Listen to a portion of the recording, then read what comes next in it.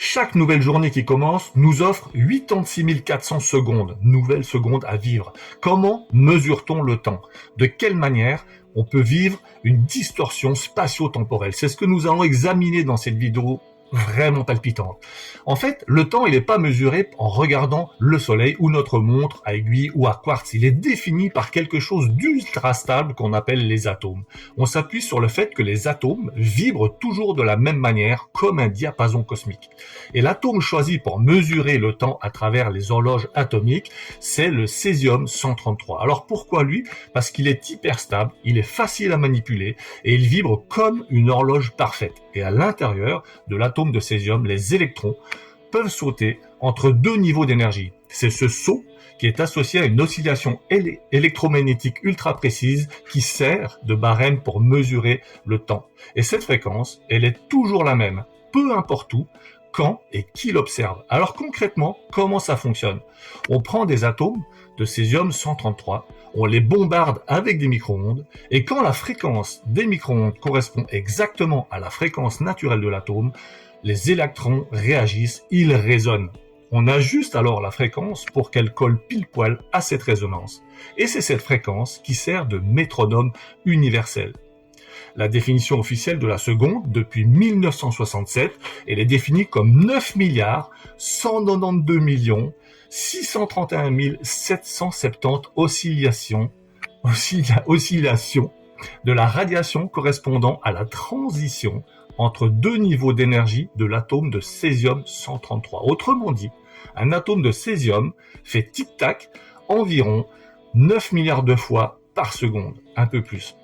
Alors pourquoi c'est génial? Parce qu'une horloge atomique est si précise qu'elle ne se trompe que d'une seconde en des millions d'années. Et à quoi ça sert? Elle sert pour le GPS, pour les télécommunications, pour les réseaux électriques, pour les expériences scientifiques, etc., etc. Donc, le temps est mesuré en comptant les vibrations d'atomes. C'est pas un concept vague, c'est littéralement du comptage tic-tac atomique.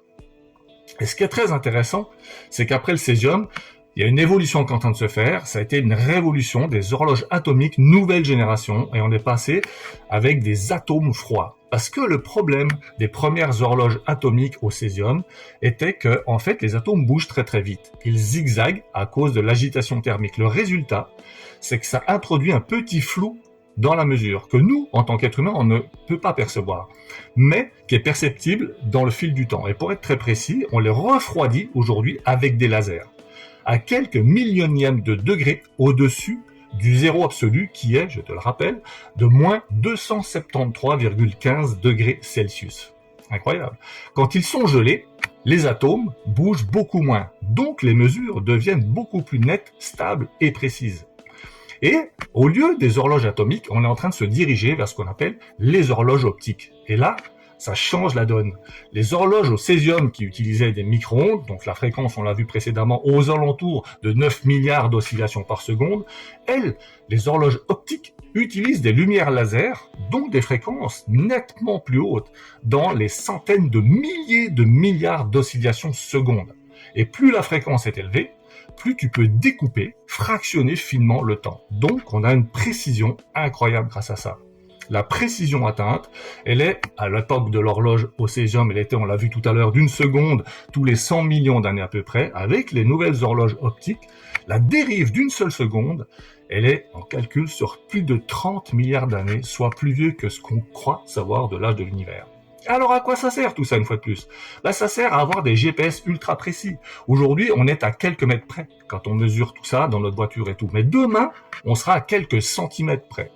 On mesure aussi la gravité locale. Tu vas voir, ça va devenir hyper intéressant. Une horloge optique peut détecter une différence d'altitude de 1 cm rien qu'en voyant le temps ralentir à cause de la gravité. La relativité générale d'Einstein est mise en pratique.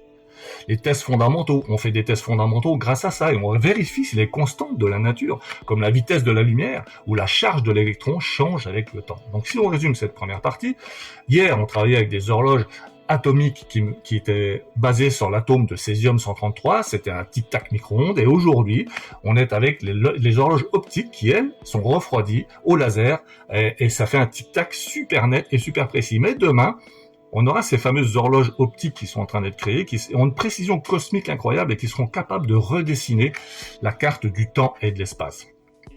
Et où ça devient palpitant, c'est qu'en fait le temps et la gravité ralentissent suivant où on se trouve. Et ça fait partie de la théorie de la relativité d'Einstein. La gravité n'est pas une force au sens classique du terme, c'est une courbure de l'espace-temps. On va faire un truc, une métaphore. Imagine que tu tires une nappe comme ça, et sur cette nappe-là, tu poses une boule de bowling. Ça crée ce qu'on appelle une dépression. Le poids de la boule de bowling sur ta nappe tendue crée une dépression, elle s'enfonce, t'es d'accord? Et les petites billes auxquelles on pourrait s'associer en tant que planète, photon, ou même nous les êtres humains, eh ben on roule dans ce creux. Ça, c'est dû à la gravité. Mais ce n'est pas que l'espace se déforme, le temps aussi se déforme.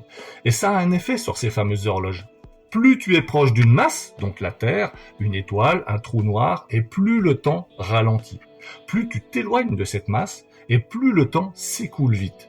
Donc, une horloge au sommet de l'Everest, par exemple, tournera plus vite qu'une horloge au bord de la mer. La différence, elle est microscopique, et comme je l'ai dit tout à l'heure, nous, en tant qu'êtres humains, on ne peut pas l'apercevoir. Seules les horloges atomiques ou optiques peuvent la détecter. Mais c'est très intéressant. Pourquoi? Parce que dans les exemples qu'on a pris tout à l'heure, ça va servir pour les GPS, les satellites, etc.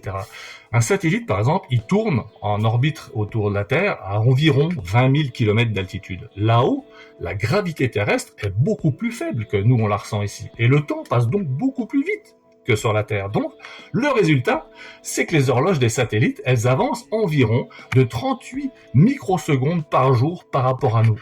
C'est que dalle. Mais sur des centaines de milliers, voire de millions d'années, si on ne corrigeait pas ça, ton GPS se tromperait de plusieurs kilomètres en une seule journée.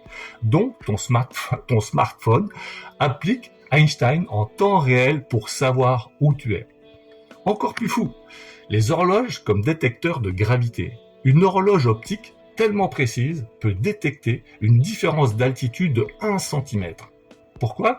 Parce qu'à 1 cm plus bas, la gravité est un poil plus forte. Donc le temps s'écoule un poil plus lentement. Incroyable, non? Et c'est ça qui est palpitant.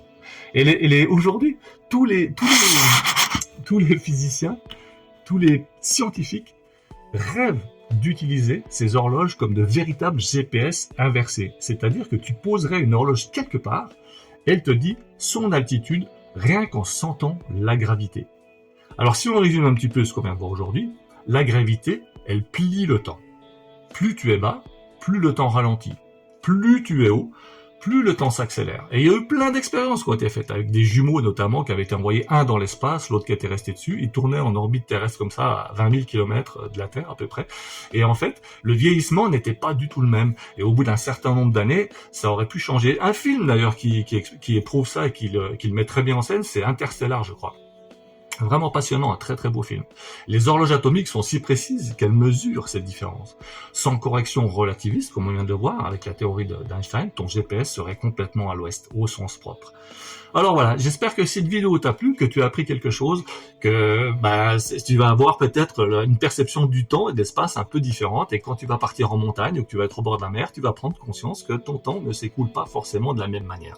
Alors si ça t'a plu, n'hésite pas à mettre un petit like, ça valorise mon travail, ça fait toujours plaisir. N'hésite pas à partager cette vidéo pour des gens qui veulent apprendre des choses, ça peut leur ramener quelque chose, c'est toujours un bon moment.